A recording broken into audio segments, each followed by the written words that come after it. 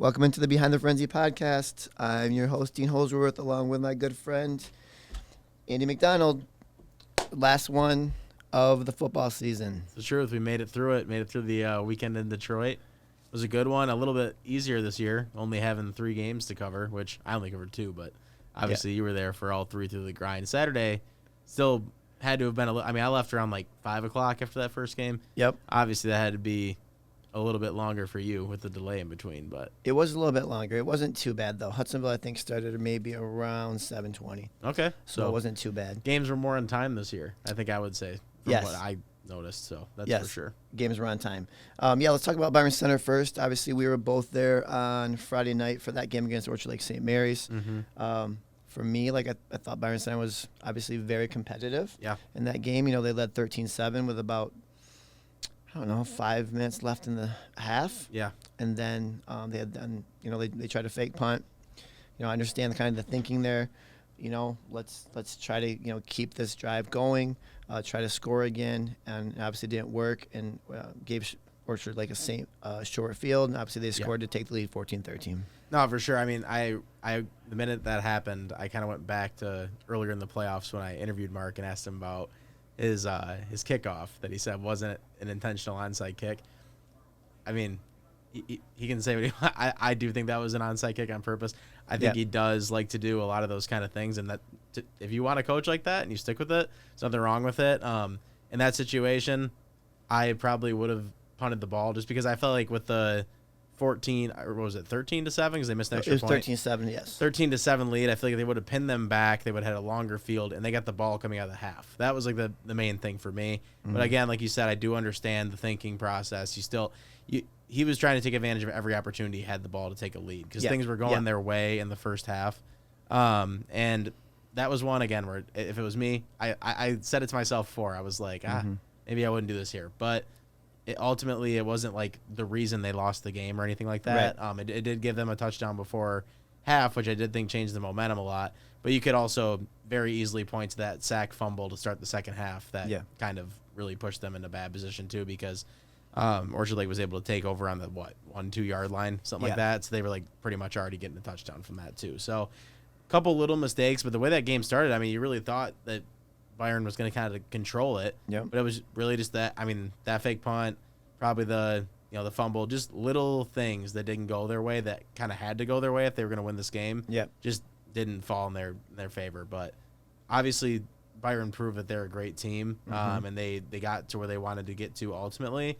Fell a little short of the ultimate goal, but still pretty great. They got to Ford Field for the first time ever. Yeah, best season in program history. Obviously, the community showed out. A lot of Byron Center. People were there, obviously supporting their team, and student section was great. And I kind of agree with you. And I think Marcus Cisco talked about that in the press conference afterwards. That that kind of was the turning point. Was the fumble? Yeah. That put them up by a couple scores, and then they were kind of fighting an uphill battle from there to kind of get back into that game. Orchard Lake St. Mary's, was a talented team. I think they knew that going in, and like I said, I thought Byron played well. It just didn't work out. But that senior class has accomplished a lot at Byron Center.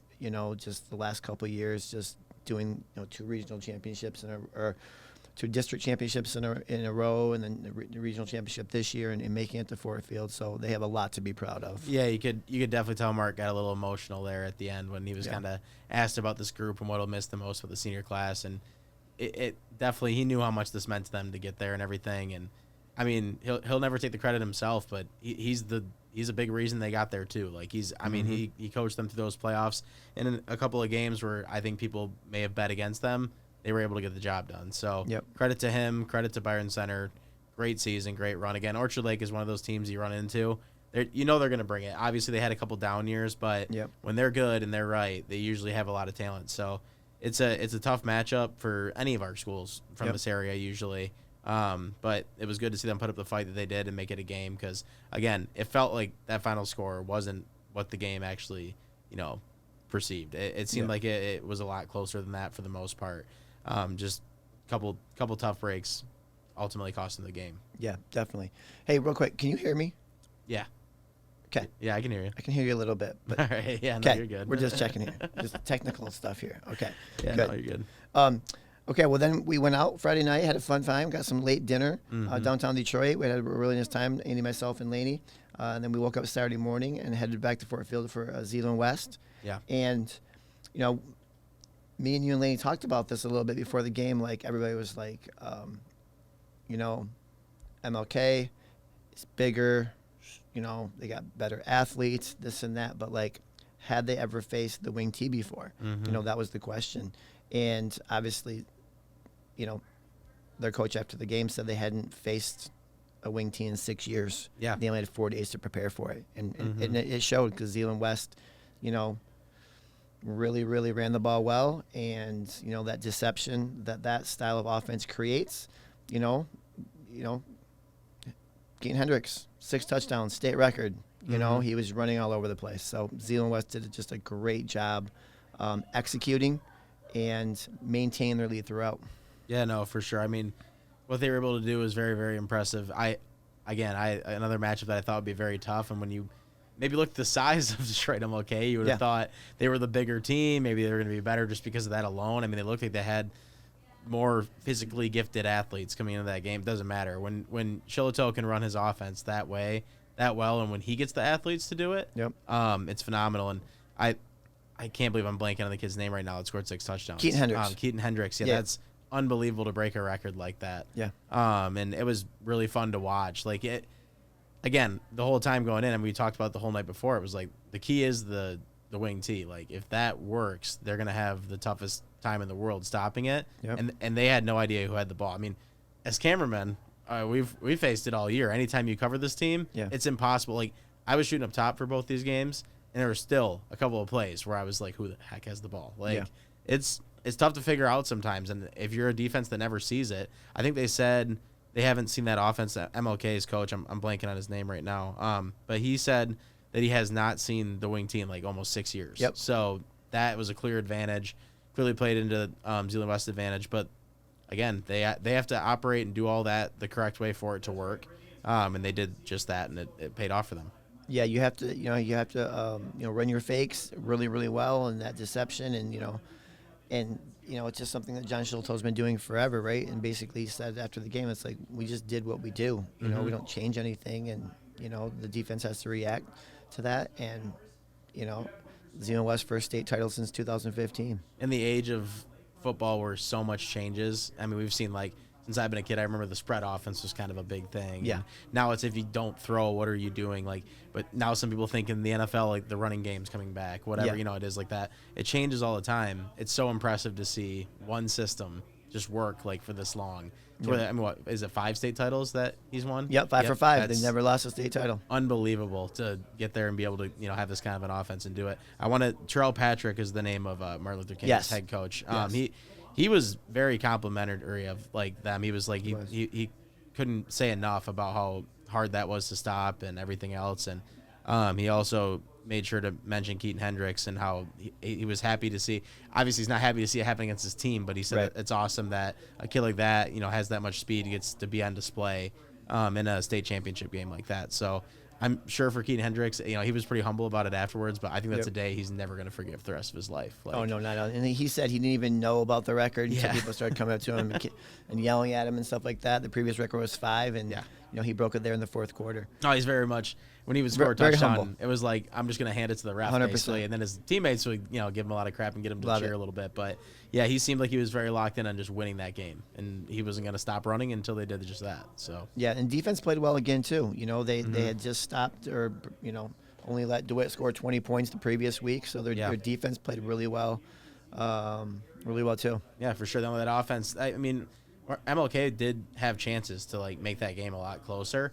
It's just Zeeland West defense had a lot of big 4th down stops they got when they needed it. They created a couple turnovers. I think it was the interception. Definitely was a fumble before the half, I remember, that was very big that they got. So big plays, and then their defense able to create a couple turnovers early in the game that got them out to that lead. I think ultimately was the difference. Yep. Yeah, so congrats to Zeeland West, the only area school to bring home a state title for this side of the state. So, yeah, props to them. For sure. So then we had a little break, and then we had Hudsonville.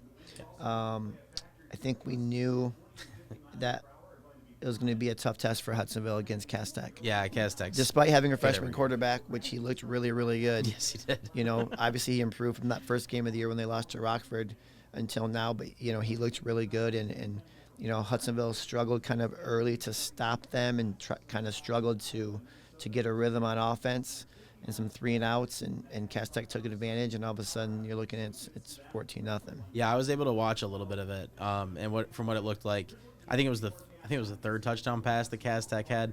I mean, the ball was like way behind the receiver, but he was able to just like sit under it like a fly ball. That's how far like they were getting ahead of Hudsonville's defenders. I think it was just the speed of Cass Tech. It was truly on display. Like you said, even with a freshman quarterback, speed kills, and it can make up for a lot of mistakes that you can have in other areas. And that was something that Hudsonville I don't think has seen this entire season. But it's something I think that they'll learn from. And again, it's nothing to hang their heads about. That's a program that's not just like one of the best in the state. It's also one that gets talked about throughout the country. So it's a tough school to compete with. I think Hudsonville should be very proud of what they have done. I mean, not losing since week 1 to be able to get to where they got to is very, very impressive. And it's really hard to win in Division I when you get to that state championship game. So awesome that they were able to get back there. I'm sure that they'd tell you that they wish things would have went differently, but I think ultimately they should be pretty happy with how their season went. Yeah, I think Brent Sandy did a great job, preparing that team each game and obviously getting them as far as they did. That was only the 4th time in program history that they had been there. Unfortunately, have not won yet. But just the ability to, like you said, to get through all those Division I schools, and they, after the kind of couple not struggles, but like they had tough games in districts, they like really played well. They did. And down 27-0 at the half, but they showed some fight in the third quarter. I thought, they had a couple of scoring drives and they got back in it a little bit. But Cass Tech had that last touchdown, and it just wasn't enough. It's tough in high school football to come back when you're down that many points at halftime. It's just not enough time in the clock, and they get a lot of time between plays. So all that makes it very tough. Not to say that it would have been the difference in the game if the play clock was limited more, but. I definitely think in the second half, it's, the fact when I checked the final score, I saw 20 points. I was like, wow, okay, they didn't just go away. They actually, came out there and played in the second half. So they had a late touchdown. Carson Dykstra had a late touchdown there to give them the 20 points. And so it was kind of a good way to end, right? Obviously very bittersweet. You get to Ford Field and you want to win, and that state title is like right there. And Cass Tech was just better. Sometimes that's the way it is. No doubt. But no, it was a great high school season. Obviously, Andy and I enjoyed doing this podcast, and like he said last week, we're going to big and better next year. We're hoping to get more player interviews, coaches interviews. Like, we're just going to, try to do it better each year. And so we definitely appreciate, we heard some nice things even in Ford Field about people who have listened to this podcast. And so we definitely appreciate it from Andy and I. And, we might have to change. Here's my thought, Andy. We're going to make a little thing that says hoops. Should we just tape it across there? Yes. That's it. Cover up the football. And we're going to put Hoops Frenzy. And pardon my voice. It's been an exhausting, probably last 5 days for me. Yeah, if you guys are getting those Black Friday deals from Maple Hill, this is one Maple of the guys Hill was behind just the scenes slammed. right here. I covered the Lions game on Thursday. Yeah. Drove back, which was an unbelievable experience, by the way. And then came back, and then me and Andy and Laney drove to Ford Field. Would you have called the timeout on third down there before you just if you're the Bears coach? Oh, before. Oh, yeah. Yeah. That's Sorry, the reason he got fired. Absolutely crazy decision. I still can't believe it to this day, but I'm sure that it made everybody at home on their Thanksgiving happy, because it's been 7 years since the Lions have won. Yes, my first game there, I thought it was going to be the jinx. People said, "Hey, you're going to the game, you're covering it. Don't be the jinx. Yeah, don't be the one that ruins that winning streak." That's the worst. I probably would never able to go back and cover a Lions game. Yeah, I went to the playoff game last year against the Bucks, and if they would have lost that game when I was there, I would have never heard the end of it. So I know how you feel. Yeah, so it was just a long weekend, obviously, and then Maple Hill was slammed this week with work. Then I had a game last night, JV boys basketball coach at Tri-Unity. We had a very tough game last night against them. Our varsity team, defending state champs, we played them in the state semifinals, the regional semis last year. Really tough game. We were trailing in the fourth, came back to win that game. They returned a lot of their starters. So that was a very, very good team. Our varsity lost by 3. And that kind of just is a little segue into basketball. For sure. I've coached high school basketball for 30 years, so been around it a very long time, and we're not going to do it every week. Yeah. But we're, maybe every 2-3 weeks we're going to get on here and kind of talk about the local teams. And, Andy was looking at some of the rankings. Yeah. It's funny because Byron Center's boys basketball team played their first game while their football team was still playing, which is crazy. It's never been done. Well, because of the season being moved up. Thanksgiving, being back a whole week like that. That's the first time that's ever happened. The fact that I covered Tri-Unity and a couple other schools last night, and the fact that I'm already covering basketball 2 days after the state finals, that shows how usually I get at least a week between where it's like, okay, there's nothing to do. No rest for the weary. Yeah, no, we're just right back into it. That's for sure. I'll be doing other stuff. I'm sure. I still got football this weekend. Ferris State's playing. I'm going to cover that. Oh, yeah. So, it's still a busy time. It never really ends in sports. But what were some of the teams? You go ahead and give me some of the teams that you are ones to watch. So I was looking at On3's rankings. They do a lot of good stuff with high school prospects, and they ranked the state of Michigan. Muskegon got the number 2 ranking in the state from them, and also making the top 10 was Grand Rapids Christian and East Kentwood. Both were also in that top 10. So those are a couple of schools that have been around the past couple of years. I think everybody knew that Muskegon would be in the top 10 this year after the season they had last year. Yep. East Kentwood also has had a lot more talent in previous years, but if I haven't looked too far down it, but Northview is 16th this year. That's the team I covered last night. They look like they're bound to have a really, really good season. I think they've been waiting to get over that hump and win a state championship. Yeah. I wouldn't put it past them if they could make it there again this year, because they did a couple of years ago. But they have a couple guys back this year that are pretty good. Brady Schwartz, and stuff like that. So they have a couple good teams. Grand Rapids Catholic Central, didn't they lose head coach? Yeah, T.J. Meerman. Meerman. He's Meerman gone, left, right? and the assistant coach took over. His name. It says a lot about their program to still be ranked in the top 15 Yeah. on anything. They're always expected to be good. Hudsonville is a team I covered last night. They are ranked number 11th right now in these rankings. Rockford and South Christian follow them at 12 and 13. So a lot of our teams. Zeeland West is 19th. So even some of these teams that were good in football, or they have the same kind of athletes that are good to play basketball. And other good athletes at their schools. So it's a lot of fun to watch. So plenty of our teams in the top 25 according to them. That's good. I think Rockford is obviously another team to watch. Obviously always very competitive in the OK Red. Yep. They've had some really good years last couple of years. I think they got bounced out early in districts. I want to say, if I recall, last year they had a tough one. Byron Center, I think, is a team to watch. Yeah. They got Cam Carroll. They have No doubt. Isaac Lee. So the football players are going to be returning. They have Kean Hinkle. They also have a transfer from Kentwood, which is escaping my name, or I can't think of his name right now.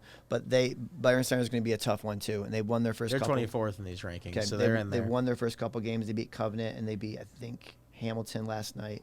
But then South Christian, Carson Biss. I think he is one of the top seniors returning this year. Yeah. For basketball, obviously going to Western. So in our state, yep. So he's going to lead that South Christian team, and I think that's going to be a good team too. Uni Christian, I think, will be solid as well. They're in the top 25 in these rankings. They rounded out at 25. Reese Buffer's also in there at 23. Scott Solzman does a great job over at Uni Christian. Those kids play hard and they play great defense, and they always got big guys.